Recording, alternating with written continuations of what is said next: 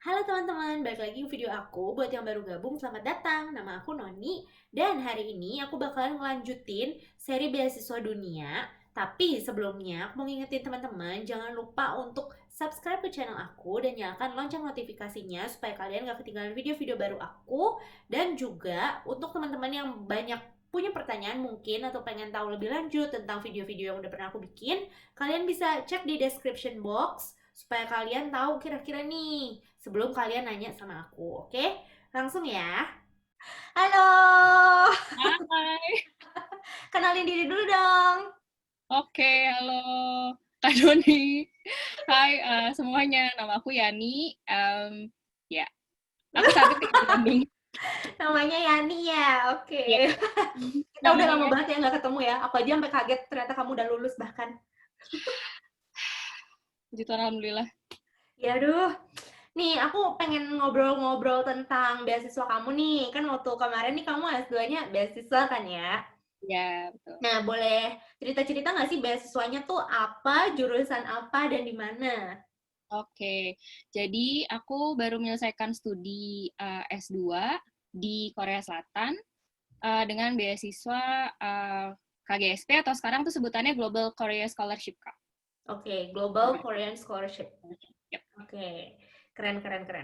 Nah, ini pengen tahu sih untuk proses seleksinya itu kayak gimana sih? Mungkin teman-teman apalagi yang doyan-doyan K-pop tuh ya, pengen nyoba nih. Pengen nyoba beasiswanya dan penasaran mungkin nih beasiswanya itu seleksinya kayak apa sih? Singkat aja gitu. Oke, oke. Jadi GKS itu dibagi dua, Kak, dan teman-teman semua. Jadi ada yang untuk undergrad, untuk yang S1, sama ada yang untuk S2 dan S3. Nah, karena saya waktu itu daftar yang S2, jadi aku mungkin akan fokus ke yang S2 kali ya, Kak ya. Jadi untuk, tadi proses ya, Kak ya? Iya. Proses ya. Nah, untuk GKS juga perlu diingat bahwa ada dua jalur, Kak. Ada jalur kedutaan, ada jalur universitas. Nah, untuk jalur kedutaan ini, teman-teman bisa pilih 3 universitas yang ada di Korea. Sementara untuk jalur universitas ini, teman-teman bisa langsung daftar ke universitas yang dituju. Nah, Oke. setelah itu, untuk yang jalur embassy, yang untuk jalur kedutaan, kedutaan akan wawancara, nanti mereka akan rekomendasikan ketiga universitas tersebut. Sementara untuk yang jalur universitas, universitas akan memutuskan mereka akan ambil si calon mahasiswa ini atau enggak, lalu mereka merekomendasikan ke si pemerintah Koreanya. Begitu, Kak, kurang lebih sih. Oke, nah terus kalau kamu yang mana nih? Oke ya, kalau aku ambil yang jalur universitas. Heeh. Jadi prosesnya itu aku daftar langsung ke universitas yang aku mau. Setelah itu mereka jadi dokumen dulu, Kak, seleksi dokumen. Terus dokumen udah lulus, kemudian universitas jadwalkan untuk aku interview. Untuk aku Oke. interview, terus mereka akan tentukan apakah aku lolos interview atau enggak. Setelahnya mereka akan merekomendasikan ke pemerintah Koreanya gitu, apakah mau diambil atau enggak gitu kurang lebih sih. Oke, tapi berarti proses seleksinya sendiri itu cuma dokumen, terus abis itu kalau lulus wawancara, Ya, nah terus habis wawancara itu, terus setelahnya akan di notice akan diberitahu oleh pihak pemerintah Koreanya. mm-mm. Kemudian kita harus ini terakhir tuh tes kesehatan, Kak. Oke, tapi itu kalau udah lulus, benar-benar lulus kan? Yap, yap, yap, Udah yap, lulus yap. baru nanti dikasih tahu, oke harus tes kesehatan gitu ya? Iya, iya. Jadi sih mudah-mudahan kalau semuanya sehat, lancar ya, mudah-mudahan sih diterima sih, Kak, kalau setelah itu. Tapi kalau misalnya kayak gitu, sesudah proses itu dari universitasnya yang akan langsung ngurusin sendiri kan ya ke kedutaan, ke Yap, pemerintahnya itu kan, yap, kita nggak usah yap. ngapa-ngapain lagi ya? Bagian kita tuh hanya di dokumen dan wawancara sih. Oke, oke, oke. Mm-mm. Keren, keren. Terus, ini aku pertanyaannya di handphone, maaf ya. Ih, sama saya juga ada contekan di sini. Kawan. Nah, terus aku penasaran untuk beasiswanya ini, dia covernya apa aja nih, Hian? Oke, oh ya covernya. Oh ya tadi lupa, Kak. Jadi kalau untuk yang undergrad, yang untuk S1 itu kurang lebih dibukanya sekitar September Oktober. Mm-mm. Kalau untuk yang S2 S3 itu sekitar Februari Maret. Jadi bisa stay tune di bulan-bulan itulah, Oke, teman-teman. oke. Sip, Oke, sip. untuk cover beasiswa tuh semuanya lah Kak, hampir gitu. Jadi untuk pertama udah jelas biaya kuliah. Kita nggak Mm-mm. keluar sama sekali untuk stipend, untuk apapun itu nggak ada. Itu semua udah di cover. Terus uang saku kurang lebih 1 jutawan per bulan. Terus juga settlement, wah, juga terus settlement money. Jadi pas kita nyampe dikasih 200 ribuan. Mm-mm. Kemudian juga uang akomodasi, tiket pesawat intinya dari, berarti kalau kita kondisinya di Indonesia ke Korea, dan juga nanti setelah beres dari Korea ke Indonesia. Mm-mm. Jadi harus pulang ke home country baru kita bisa dapat tiket pulang. Oke. Terus tunjangan penelitian juga kita dapat more or less 210.000 won. Mm-mm. Kemudian juga kalau misalnya teman-teman belum ada sertifikat bahasa Korea, bisa belajar bahasa Korea juga selama 1 tahun. Itu juga di cover semuanya. Terus asuransi, terus biaya printing tesis, dan juga scholarship completion sebanyak 100.000 won per selama untuk sekali-sekali. Jadi begitu kita beres, kita lulus, dikasih scholarship completion. Wow. Nah itu kalau tapi untuk bikin paspor gitu dikasih nggak atau harus punya paspor Untuk dulu? paspor sih enggak, kita harus sendiri. Tapi untuk visa itu gratis, Kak. Untuk Iya. visa gratis, jadi pemerintah, jadi dari si pihak Koreanya akan memberikan surat rekomendasi gitu bahwa kita penerima beasiswa pemerintah Korea gitu. Jadi free, mudah-mudahan sih nggak ada masalah. Tapi untuk kalau kayak untuk health check, untuk kesehatan gitu semua masih di cover kita sih untuk yang di bagian awal gitu. Mm-mm. Nah tapi itu kalau misalnya kayak visa terus segala macam yang di awal itu memang Hmm. langsung dikasih uangnya atau kita harus pakai uang sendiri dulu baru nanti di reimburse Oke. gitu? Kalau untuk let's say misalnya visa, kalau visa sih memang gratis, Kak. Jadi kita nggak usah khawatir untuk Mm-mm. mengeluarkan biaya dulu atau segala macam karena Mm. memang gratis. Tapi untuk pesawat, nah ini kalau dari pengalamanku sih memang dibayarin sama mereka. Jadi mereka yang akan belikan tiket pesawat untuk kita. Oh, oke. Nah, aku nggak tahu kebijakannya gimana sekarang, karena ini kan udah 3 tahun yang lampau, sudah 2017, Bapak Ibu sekalian. Jadi aku nggak tahu 2020 nih gimana. Mungkin balik lagi teman bisa research atau bisa cari, tapi sih jangan khawatir, either di cover atau dibelikan. Itu aja opsinya, Kak. Oke, oke. Enak banget ya. Kayak gitu deh. Tapi ini aku penasaran lagi nih, karena kan tadi kamu bilang itu kamu ngambil, berarti kamu tuh 3 tahun tuh karena kamu beasiswanya itu sekolahnya 2 tahun, tambah untuk belajar bahasa Koreanya setahun kan? Betul, betul, betul, betul, Kak Nah, Noni. itu berarti untuk kuliahnya sendiri bahasa pengantarnya apa nih? Oke, wah iya betul, menarik sekali ke pertanyaan. Jadi untuk untuk bahas itu tergantung dari pilih universitas pilihan teman-teman. Jadi kalau aku, jadi ini Kak pentingnya, mungkin nanti juga aku akan tekankan lagi gitu, pentingnya untuk riset universitas. Untuk cari tahu sedalam mungkin universitas mana yang ingin kalian tuju, yang ingin teman-teman tuju gitu. Karena ini sangat penting kan, kita Korea kan bukan negara yang bahasanya bahasa Inggris gitu, bukan bahasa yang digunakan tuh bahasa Korea gitu, bahasa asing. Jadi mungkin teman-teman yang belum ada basic bahasa Korea mungkin harus cari tahu universitas mana sih yang pakai bahasa Inggris, let's say gitu, atau yang pakai bahasa pengantar yang bisa dipahami teman-teman gitu. Nah, aku sendiri karena tidak mau cari risiko, aku cari universitas yang benar-benar secara jelas menuliskan di website-nya bahwa bahasa pengantar adalah bahasa Inggris. Tapi karena memang sekolah bahasa Korea ini adalah bagian dari beasiswa tersebut, jadi ya kita ikut aja, kita belajar aja bahasa Korea selama setahun gitu. Karena memang ada persyaratannya, Kak, untuk bisa masuk ke universitas itu kita harus lolos bahasa Korea itu level 3. Ada namanya tes topik. Test of Proficiency in Korean itu kayak kita harus lulus level 3 kalau nggak salah. Jadi kita harus lulus itu baru bisa masuk universitasnya, kurang lebih sih gitu. Tapi ada kebijakan masing-masing universitas sih gimana kalau misalnya ada kondisi. Cuman secara umum persyaratannya seperti itu gitu. Oke, jadi sebenarnya yang 1 tahun bahasa itu memang wajib bagian dari program beasiswanya. Exactly, betul Ya, sekali. tapi untuk bahasa pengantar kuliahnya sendiri itu tergantung tiap universitas ya. Betul, betul, Kak. Betul, betul. Oke. Nah, ini tuh salah satu poin penting juga nih, thank you banget loh Yan, karena banyak mungkin kayak teman-teman itu yang nggak punya apa ya, gambaran bahwa ketika kalau mau daftar S2 itu benar-benar harus research sebisa mungkin gitu loh untuk tahu kampus yang dituju dan sebagainya, jangan kayak cuma ngasal ngikutin orang gitu loh. Betul, Ini, betul. Dan ini penting banget sih untuk dicatat.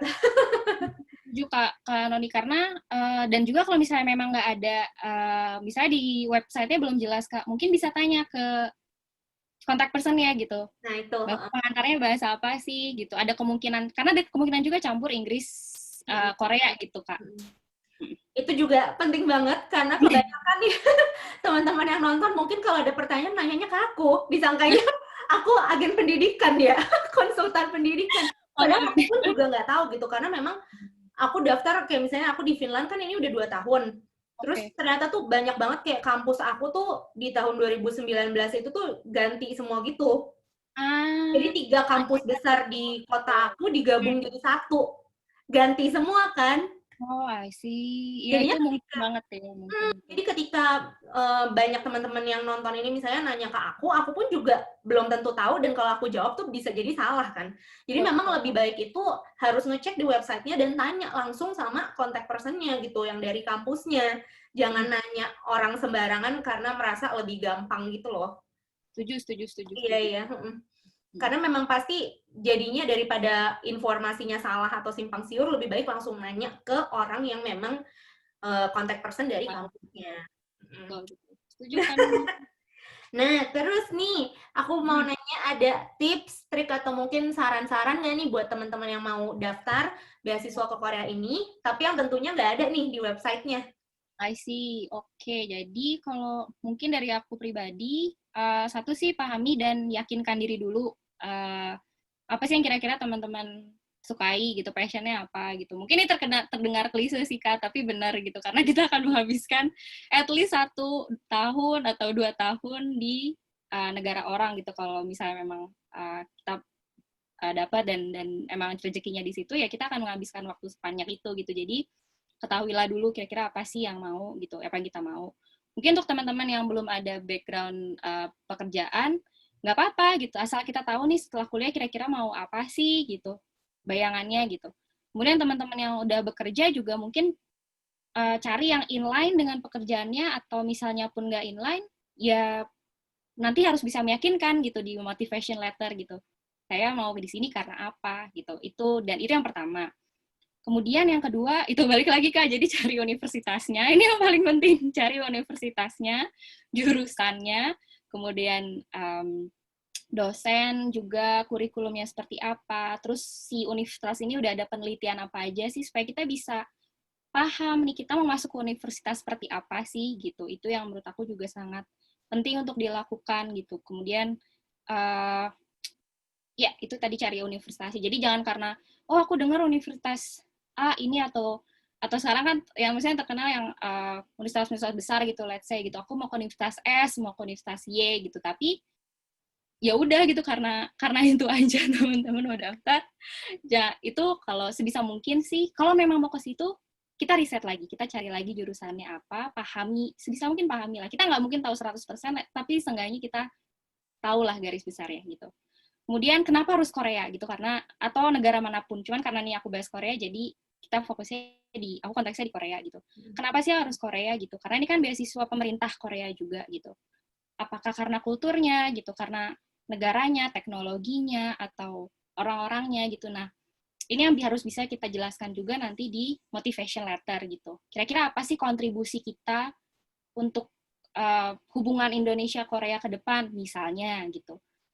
Konkretnya tuh seperti apa gitu, nggak usah muluk-muluk lah, mungkin nggak usah harus menjadi ya tapi ya kalau muluk-muluk pun nggak apa-apa gitu, cuman yang konkret dan inline, balik lagi inline dengan apa yang kita mau jurusannya gitu.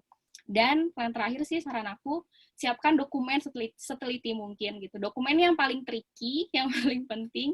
Jadi siapkan waktu sesuai kapasitas lah, kita tahu kapasitas diri kita masing-masing gitu, berapa sih kita nyiapin waktu 3 bulan, cukup kayak 3 bulan gitu, atau seminggu mah cukup ya, it's okay, it's up to your own capacities gitu. Tapi jangan sampai kita melewatkan bagian ini, karena dokumen kan kayak seleksi awal nih Kak gitu, seleksi awal tak ya kita maksimalkan lah di bagian kita ini gitu.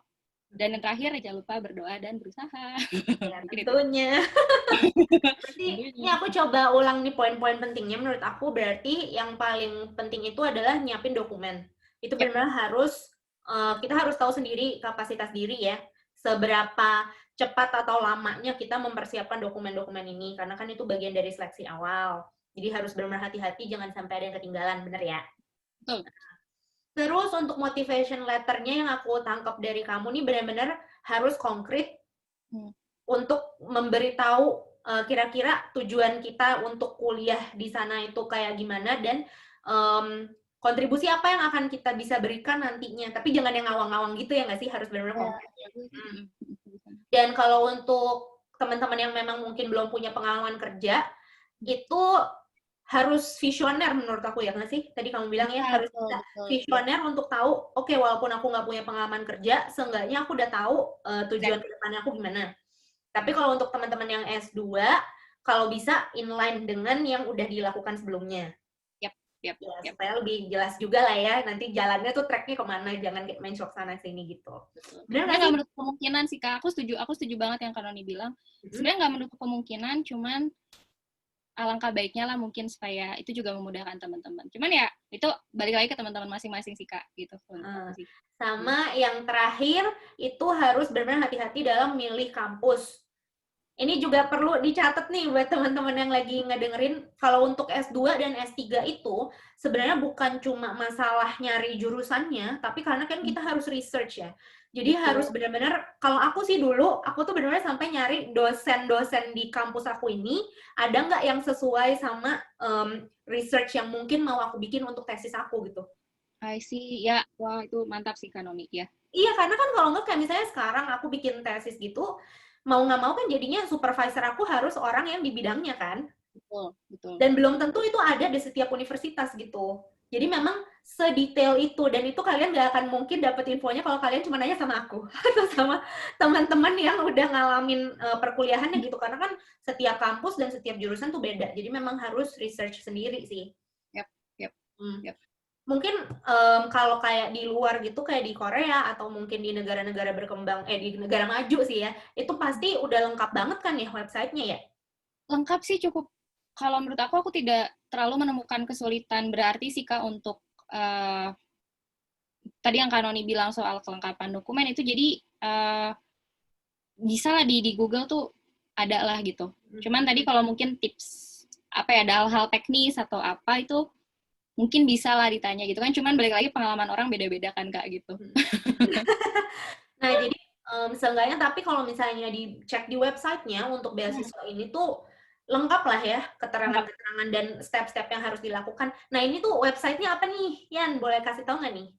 Oke, jadi untuk websitenya itu aku banyak, aku carinya pertama yang di website resminya Kak, yang di situs resminya GKS, scholarship GKS itu studyinkorea.go.kr.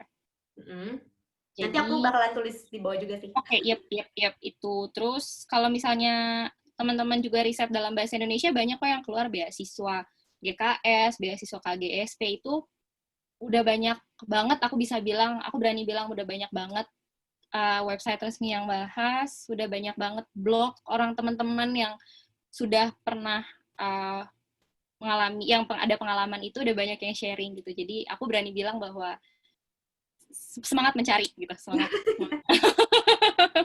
Yang penting tuh nggak males nyari ya, karena memang sebenarnya tuh pasti semua informasi tuh ada di Google gitu sih. Nanti aku bakalan taruh link yang website resminya di bawah juga sih, supaya teman-teman bisa langsung ngecek. Jadi kalau ketika buka website itu, untuk step-stepnya, dokumen segala macam, dan kontak person kalau misalnya mau nanya tuh ada kan ya? Ada Pak. Oke. Sip. Terakhir nih, gimana pengalamannya kemarin di sana? 3 tahun. Wah, pengalamannya banyak banget. Aku mesti pengalaman, aku ritmenya tuh cepet banget ya Korea. Ritmenya tuh, yang satu bilang ritmenya tuh cepet banget. Mereka sangat cepat gitu, dinamikanya tuh cepet banget. Terus apa lagi pengalamannya? Aku sih jujur sangat menikmati sekolah bahasa.